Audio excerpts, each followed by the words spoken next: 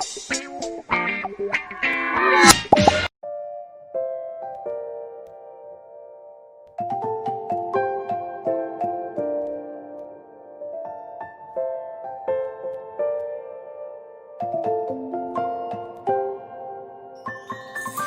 many places still undiscovered, but you're stuck in a blast of yesteryear. Forget all the problems just for the moment. That is the kind of story you should see.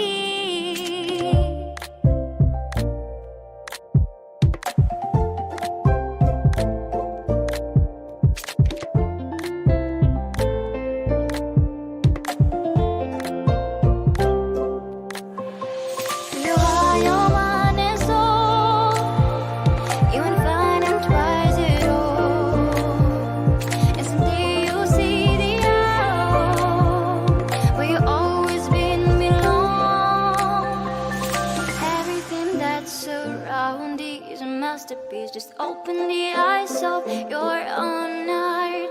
The trials of life bring